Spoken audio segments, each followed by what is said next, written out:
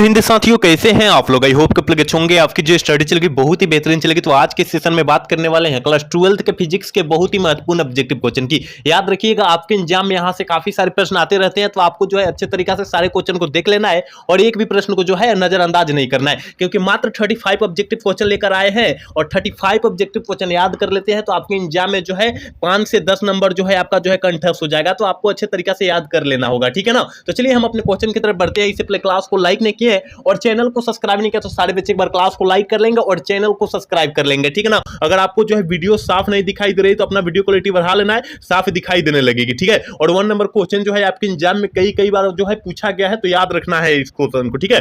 करे कि परावैद्युता का ए सही मात्रक जो होता है क्या होता है? परावैद्युता का ए सही मात्रक जो होता है मेरे भाई क्या होता है, तो हमने काफी सारी क्लास में बतलाए होंगे मेरे भाई कि coulomb square newton inverse metre square. क्या हो जाएगा? ऑप्शन ए में दिखाई दे रहा है, ऑप्शन ए वाला सही कर देंगे, ठीक है ना। 1 का ऑप्शन ए हो जाएगा। याद रखिएगा, आप लोग सारे क्वेश्चन को अच्छे तरीके से आंसर दीजिएगा, क्योंकि हमारे साथ आप लोग भी आंसर को लगाते चलिएगा। चलिए अगला क्वेश्चन की तरफ बात करते हैं। और अगला क्वेश्चन 2 नंबर क्वेश्चन क्या करे कि विद्युत फ्लक्स का ए सही मात्रक जो होता है वो क्या होता है? आपको पता होनी चाहिए विद्युत फ्लक्स का है या केवल फ्लक्स का है, तो बात सेम होता है। तो विद्युत फ्लक्स का ए सही मात्रक जो होता है वो क्या होता है, यही पूछा जा रहा है। तो आपके सर जी बतलाए होंगे, ऑफलाइन सर जी बतलाए होंगे कि newton coulomb inverse metre square होता है और बोल्ट गुने मीटर भी होता है, ये भी बतलाए होंगे। इसलिए ऑप्शन जो हो जाएगा क्या हो जाएगा?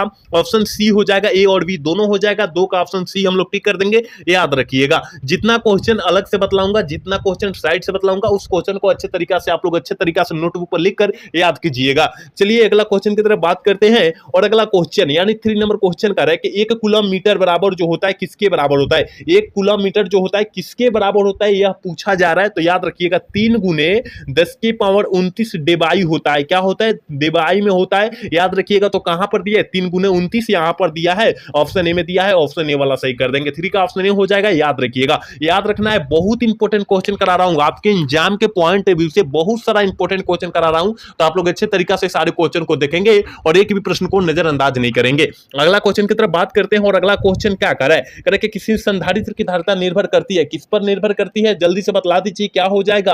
और आप लोग थोड़ा सा पढ़े होंगे ना, तो इसका आंसर आंख मूंद कर मार देंगे, टिक आउट कर देंगे। कह रहा है ना, किसी संधारित्र की धारिता जो निर्भर करती है, याद रखिएगा, पट्टिकाओं की सतह के क्षेत्रफल भी करेगी, पट्टिकाओं के बीच पर भी करेगी और पट्टिकाओं के बीच के परावैद्युता के माध्यम प्राकृतिक पर भी करती है। इसका मतलब ऑप्शन डी वाला सही हो जाएगा। 4 का ऑप्शन जो बच्चा डी कर रहा है ठीक बिल्कुल सही होगा। याद रखिएगा, अगला क्वेश्चन की तरफ बात करते हैं। और 5 नंबर क्वेश्चन करें कि संधारित्र कितने प्रकार के होते हैं? ये तो आपको पता होनी चाहिए कि संधारित्र जो होता है वो कितने प्रकार को होते हैं? 3 प्रकार को होता है। कितना? 3 यानी 3 प्रकार को होते हैं। ऑप्शन बी में दिखाई दे रहा है, ऑप्शन बी वाला सही कर देंगे। याद रखिएगा, आप लोग अच्छे तरीके से सारे क्वेश्चन को याद रखिएगा, क्योंकि यह जो क्वेश्चन मैं बतला रहा हूं आपके एग्जाम में कई जो है पूछा बार गया है कई बार, ठीक है। तो आपको याद रखना होगा। अगला क्वेश्चन की तरफ बात करते हैं। और अगला क्वेश्चन कह रहा है ना, 6 नंबर क्वेश्चन करें, आवेश के पृष्ठ घनत्व के लिए कौन सही है? आवेश के पृष्ठ घनत्व के लिए जो है कौन सही है, ये आपको पता होनी चाहिए। तो कूलम बटा क्या आवेश बटा क्या हो जाएगा? क्या हो जाएगा? धारिता हो जाएगा, एम्पियर हो जाएगा। इसलिए ऑप्शन जो हो जाएगा बी वाला सही कर देंगे। याद रखिएगा, अगला क्वेश्चन की तरफ बात करते हैं। और 7 नंबर प्रश्न जो है आपके स्क्रीन पर मौजूद है। कह रहा है कि किसी पदार्थ का परावैद्युतांक नियतांक जो होता है हमेशा जो होता है कितना से अधिक होता है ना, कितना से अधिक होता है, ये आपको पता होनी चाहिए। और ये आपके एग्जाम 2023 में भी पूछा गया और 2020 में भी पूछा गया। तो कहीं ना कहीं ये क्वेश्चन काफी ज्यादा खास है और काफी ज्यादा इंपॉर्टेंट है, ठीक है। तो आप लोग याद रखिएगा, वो जो अधिक होगा केवल 1 से अधिक होता है। कितना? 1 से अधिक होता है। ऑप्शन जो बच्चा सी टिक कर रहा है बिल्कुल सही होगा। 7 का ऑप्शन सी होगा। अगला क्वेश्चन की तरफ बात करेंगे। और अगला क्वेश्चन यानी 8 नंबर क्वेश्चन कर रहा है कि गोलीय चालक के रूप में पृथ्वी की धारिता जो होती है वो कितनी होती है? बहुत खास क्वेश्चन है। 8 नंबर जो क्वेश्चन है बहुत खास क्वेश्चन है। याद रखिएगा, 711 माइक्रोफैराड होता है। ऑप्शन बी में दिखाई दे रहा है, ऑप्शन बी वाला सही कर देंगे। 8 का ऑप्शन बी हो जाएगा। याद रखिएगा, 9 नंबर क्वेश्चन कह रहा है आवेश के सतत प्रवाह को क्या कहते हैं? आवेश के सतत प्रवाह को हम लोग क्या कहते हैं, ये आपको पता होनी चाहिए मेरे भाई। याद रखिएगा, उससे हम लोग विद्युत धारिता कहते हैं। और पूछा जाएगा कि विद्युत धारिता का सही मात्रा क्या होता है? एम्पियर होता है। क्या होता है? एम्पियर होता है। आप लोग याद रखिएगा, ठीक है ना। और एम्पियर को डिनोट करते हैं ए से, ठीक है। आप लोग अच्छे तरीके से क्वेश्चन को देखेंगे। मैं जितना साइड से क्वेश्चन बतला रहा हूं उस क्वेश्चन को अच्छे तरीके से समझेंगे। अगला क्वेश्चन की तरफ बात करते हैं। और 10 नंबर प्रश्न क्या कर रहा है, कह रहे हैं कि वैसे पदार्थ जिनकी प्रतिरोधकता चालक और अचालक के बीच होती है उसे हम लोग क्या कहते हैं। ये तो आपको पता होनी चाहिए, इसका आंसर पता होनी चाहिए, 10 का आंसर पता होना चाहिए कि भैया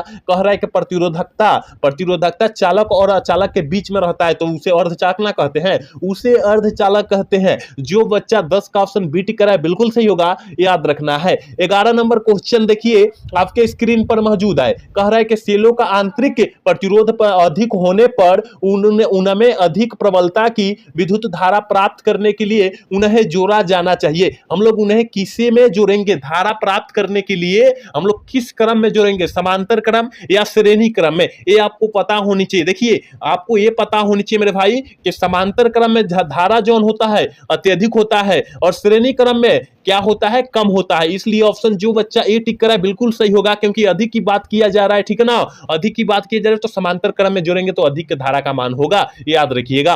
अगला क्वेश्चन की तरफ बात करते हैं और अगला क्वेश्चन करें कि 12 नंबर क्वेश्चन करें कि किरचॉफ का प्रथम नियम सीधा संबंध रखता है। किरचॉफ का प्रथम नियम जो है मेरे भाई वो किससे सीधा संबंध रखता है, ये आपको पता होनी चाहिए। प्रथम नियम की बात करें, द्वितीय नियम की बात नहीं किया जा रहा है, ठीक है। प्रथम नियम जो होता है याद रखिएगा वो करता है आवेश के संरक्षण सिद्धांत पर, क्या आवेश के संरक्षण सिद्धांत पर प्रथम नियम कार्य करता है और ऊर्जा के संरक्षण सिद्धांत पर कार्य करता है द्वितीय नियम, ठीक है ना, याद रखिएगा। द्वितीय नियम जो होता है ऊर्जा के संरक्षण के सिद्धांत पर कार्य करता है, याद रखना है। दोनों क्वेश्चन को अच्छे तरीके से याद रखना है। और एक क्वेश्चन यहां पर बनता है मेरे भाई कि याद रखिएगा 1 किलोवाट घंटा बराबर क्या होता है, 1 किलोवाट घंटा बराबर क्या होता है, याद रखिएगा 3.5 गुने 3.6 गुने 10 के पावर 6 क्या होता है, जूल होता है, याद रखिएगा। आप इसको भी अच्छे तरीका से याद रखिएगा, पूछा जाएगा कि 1 किलोवाट घंटा में कितना जूल होता है तो 3.6 गुने 10 के पावर 6 जूल होता है, याद रखिएगा, क्योंकि ये बहुत ज्यादा क्वेश्चन खास है और आपके एग्जाम में तीनों प्रश्न जो है हमने बतलाया ये बहुत बार पूछा गया है, तो याद रखना होगा आपको। अगला क्वेश्चन की तरफ बात करेंगे, यानी 13 नंबर क्वेश्चन कर रहा है, 13 नंबर क्वेश्चन कह रहा है मेरे भाई कि 1 किलोवाट घंटा बराबर होता है का मात्रक होता है। देखिए 1 किलोवाट घंटा का मात्रक जो होगा वो होगा क्या होगा, क्या विद्युत ऊर्जा होगा। ऑप्शन बी वाला सही होगा, क्योंकि ऊर्जा का मात्रक जो होता है किलोवाट घंटा होता है और हमने यही बात चर्चा किया कि 1 किलोवाट घंटा में कितना होता है तो 3.6 गुने 10 के पावर 6 जूल हमने बतलाया। यही बात हमने पहले ही बतला दिया कि आपको जो है यहाँ कठिनाई ना हो, क्योंकि क्वेश्चन देखते ही हम लोग आंसर को टिक आउट कर दे, यही बात हमने वहां पर बतलाया। चलिए अगला क्वेश्चन की तरफ बात करते हैं। 14 नंबर प्रश्न करें कि कार्बन प्रतिरोध का कलर कोड में किस रंग का मान 4 होता है। हमने एक ट्रिक बतलाया है मेरे भाई कि बीबी रोय जीवी वाला हमने बतलाया था, क्या बीबी रोय, ठीक है ना, बीबी रोय जीवी वाला एक हमने फार्मूला बतलाया था। हमने बतलाया था कि इस फार्मूला को याद रखिए और 2 नंबर अपना पाका कर लीजिए, ठीक है। तो देखिए बी से क्या होता है, ब्लैक होता है, और बी से ब्राउन होता है, आर से रेड होता है, ओ से ऑरेंज होता है, वाई से येलो होता है, जी से ग्रीन होता है, बी से ब्लू होता है, और 0 से शुरू कीजिए, 0 1 2 3 4 5 6। अब देखिए यहां पर 4 का मान कर रहे हैं तो 4 कहां आ जाए, येलो में आ जाएगा। येलो मतलब क्या होता है, पीला होता है, पीला कहां पर दिया है, ऑप्शन डी में दिया, ऑप्शन डी वाला सही कर देंगे। देखिए जो हमने अभी ने ट्रिक लिखा है बीबी रोय जीवी वाला, ये अपना नोटबुक पर लिखकर और अच्छे तरीका से याद रखिएगा, क्योंकि आपका जो है 2 नंबर यहां से आता है, हर एक साल आता है, ठीक है। तो आप लोग अच्छे तरीका से इस क्वेश्चन को याद रखने का प्रयास कीजिएगा और इस ट्रिक को भी अच्छे तरीका से याद रखने का प्रयास कीजिएगा, ठीक है। चलिए 50 नंबर क्वेश्चन करें, यानी 15 नंबर क्वेश्चन करें, विद्युतवाहक बल की बीमा जो होती है वो क्या होती है। विद्युतवाहक बल की बीमा जो होती है याद रखिएगा ए इनवर्स होती है, A inverse M L square T के पावर -3 होती है। कहां पर दिया है, कहीं दिखे दिया है तो कहिएगा कि सर नहीं दिया, लेकिन दिया है मेरे भाई, ऑप्शन डी में दिया है, क्योंकि हम लोग ए मतलब क्या होता है, ए मतलब एम्पियर होता है और एम्पियर का मात्रक धारा का इसका मतलब क्या होता है, एम्पियर होता है, इसका मतलब आई से यहां डिनोट किया गया है, ठीक ना। इसलिए ऑप्शन जो हो जाएगा डी वाला सही हो जाएगा। क्या हो जाएगा, 15 का ऑप्शन डी हम लोग टिक कर देंगे, याद रखिएगा। चलिए अगला क्वेश्चन की तरफ बात करते हैं और 16 नंबर प्रश्न कह रहे हैं ना, कह रहे हैं कि जब किसी चालक के विद्युत धारा प्रवाहित की जाती है तब चालक के चारों ओर उत्पन्न क्या होता है। चालक के चारों ओर जो उत्पन्न होगा वो क्या उत्पन्न होगा, तो याद रखिएगा चुंबकीय क्षेत्र उत्पन्न होगा। ऑप्शन ए वाला सही हो जाएगा। 16 का ऑप्शन हम लोग रेडी करेंगे, याद रखिएगा। जितना मैं प्रश्न बतला रहा हूं उस प्रश्न को अच्छे तरीका से याद करने का प्रयास कीजिएगा, क्योंकि मैं जितना प्रश्न कराऊंगा आपके एग्जाम के पॉइंट ऑफ व्यू से बहुत ज्यादा खास क्वेश्चन कराऊंगा, इसलिए सारे क्वेश्चन को अच्छे तरीका से याद रखने की जरूरत है आपको। चलिए अगला क्वेश्चन की तरफ बात करते हैं और 17 नंबर क्वेश्चन कर रहे कि किसी धारा मापी की धारा सुग्राहिता बढ़ाने पर वोल्टेज हाई वोल्टेज का जो सुग्राहिता होती है वो क्या होती है, क्या होती है, बढ़ती है, घटती है, अपरिवर्तित रहती है, इनमें से कोई नहीं, जल्दी से बतला दीजिए। 17 का यानी 17 का ऑप्शन क्या हो जाएगा? तो जो बच्चा ऑप्शन सी टिक कर रहा है बिल्कुल सही होगा, क्योंकि वोल्टेज का मान जो रहता है मेरे भाई वो सुग्राहिता में जो होता है अपरिवर्तित होती रहती है, इसलिए ऑप्शन जो बच्चा सी टिक कर रहा है बिल्कुल सही होगा, याद रखिएगा। 18 नंबर प्रश्न देखिए आपके स्क्रीन पर है, कह रहा है कि एक प्रबल विद्युत चुंबकीय बनाने के लिए कौन सी वस्तु अधिक उपयुक्त होती है। देखिए कहने का मतलब है चुंबक बनाने के लिए सबसे ज्यादा कौन सा वस्तु जो होता है उपयोग में लाया जाता है, तो आपके सर जी बतलाए होंगे और चाहे आप जानते भी होंगे कि सर नरम लोहा का हम लोग उपयोग करते हैं, इसलिए ऑप्शन सी में दिया है, इसलिए ऑप्शन हम लोग सी टिक आउट कर देंगे। याद रखिएगा हम लोग अच्छे तरीका से बतलाने का प्रयास कर रहे हैं, सारे क्वेश्चन को आप लोग समझने का प्रयास कीजिएगा। चलिए अगला क्वेश्चन 19 नंबर प्रश्न कर रहा है कि अवतल दर्पण की वक्रता त्रिज्या फोकस दूरी की क्या होती है। अवतल दर्पण की वक्रता त्रिज्या फोकस दूरी में क्या होती है, यही पूछा जा रहा है। अवतल दर्पण हमने क्या बतलाया था, अवतल दर्पण जहां हम लोग देखेंगे, अवतल दर्पण जहां हम लोग देखेंगे वहां ऋणात्मक की चिन्ह हम लोग मारेंगे, क्योंकि उत्तल दर्पण में क्या होता है, धनात्मक होता है, अवतल दर्पण में ऋणात्मक होता है। दोनों स्पष्ट रूप से आप लोग याद रख लीजिए, ठीक है, नोटबुक पर लिख कर याद रखिए तब याद रहेगा। चलिए 20 नंबर क्वेश्चन करें, पानी का क्रांति कोण का मान जो होता है वो कितना होता है। देखिए बहुत ज्यादा खास क्वेश्चन है, आप लोग याद रखिएगा, 2026 में आने की पूरा गारंटी है, संभावना है। याद रखिएगा क्या होता है, याद रखिएगा 48.75 होता है, डिग्री में होता है। याद रखिएगा कहां दिया है, ऑप्शन ए में दिया है, ऑप्शन ए वाला सही कर देंगे। और एक और क्वेश्चन बनता है और वो भी आपके एग्जाम में काफी बार पूछा भी गया है कि हीरा का अपवर्तनांक जो होता है, हीरा का क्रांति कोण का मान जो होता है वो कितना होता है, तो 24.41 डिग्री में होता है। ये भी अपना नोटबुक पर लिख कर याद कीजिएगा। देखिए जितना क्वेश्चन हम लोग बात कर रहे हैं ना, आपके एग्जाम के पॉइंट ऑफ व्यू से बहुत इंपॉर्टेंट क्वेश्चन की बात कर रहे हैं, ठीक है, तो आप लोग नोटबुक पर लिखकर याद कीजिएगा सारे क्वेश्चन को। अगला क्वेश्चन 21 नंबर क्वेश्चन करेगा, ऑप्टिकल फाइबर के केंद्रीय भागों को क्या कहा जाता है। ऑप्टिकल फाइबर केंद्रीय भाग को हम लोग क्या कहते हैं, आपको पता होनी चाहिए, उसे हम लोग क्रोड कहते हैं, और ये 2023 में भी पूछा गया है यह प्रश्न, ठीक है, तो आपको याद होना चाहिए। चलिए अगला क्वेश्चन की तरफ बात करते हैं, और अगला क्वेश्चन कह रहा है 22 नंबर क्वेश्चन का, पूर्ण आंतरिक परिवर्तन तभी घटित होता है जब आपतन कोण का मान और क्रांतिक कोण के मान से क्या हो जाएगा, बड़ा हो जाएगा, बड़ा हो जाएगा, तभी जो उसका मान घटित होगा। याद रखिएगा ऑप्शन बी वाला जो बच्चा टिक करा बिल्कुल सही होगा, याद रखिएगा।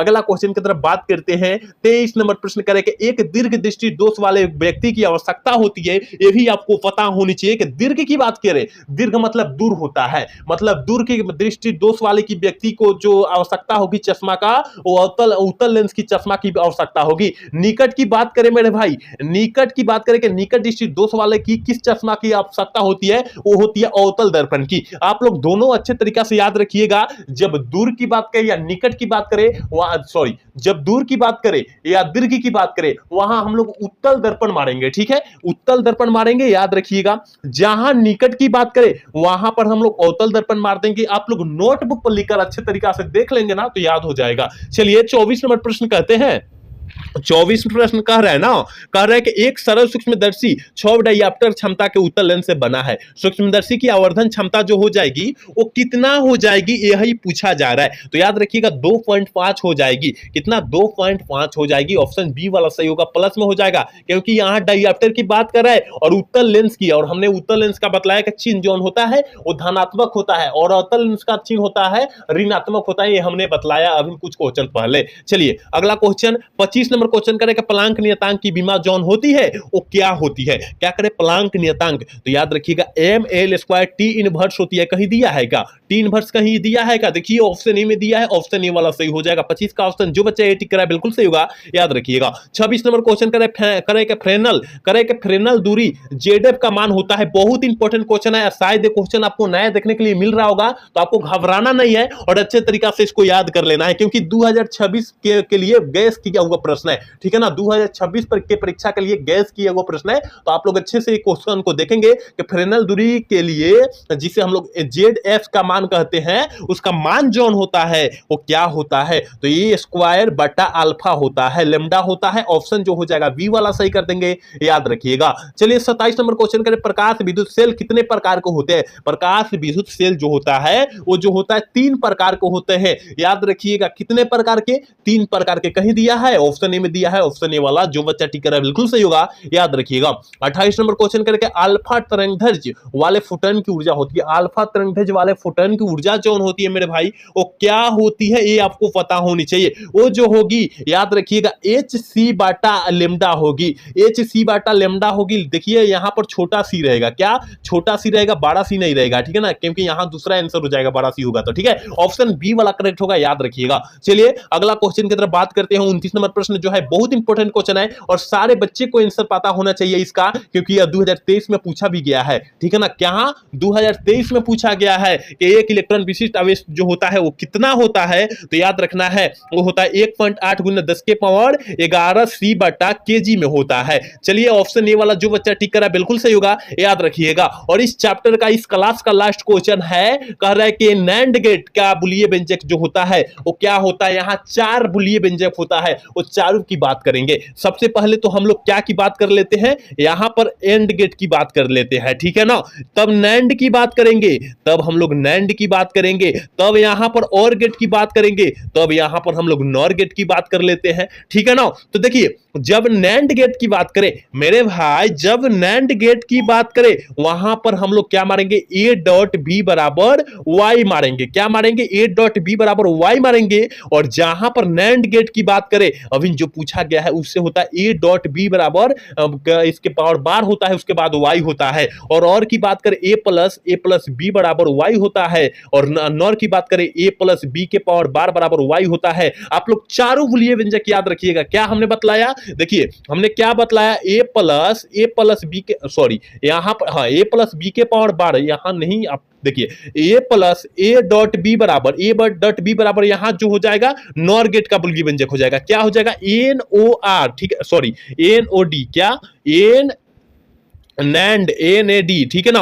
और यहां हमने इसका बतलाया ए डॉट बी बराबर बी के पावर बार बराबर वाई। यहां हमने नैंड गेट की बतलाया NAND, ठीक है ना। नैंड गेट जो अभी पूछा गया है ऑप्शन डी में पूछा गया, ऑप्शन डी वाला सही हो जाएगा, ठीक है ना। तो आप लोग अच्छे तरीका से सारा याद रखिएगा, क्योंकि हमने 30 क्वेश्चन बतलाया और 30 से रिलेटेड कम से कम 50 क्वेश्चन हो गया होगा, क्योंकि हमने एक्स्ट्रा भी कुछ क्वेश्चन बतलाया है। उस सारे क्वेश्चन को लिख कर कहीं नोटबुक पर लिखकर याद कीजिएगा, अच्छे तरीके से याद हो जाएगा, ठीक है ना। तो आज का क्लास जो है कैसा लगा? अगर अच्छा लगा होगा तो चैनल को सब्सक्राइब और वीडियो को लाइक करना तो भूलिएगा। मिलते हैं अगला सेशन में। जय हिंद, जय भारत।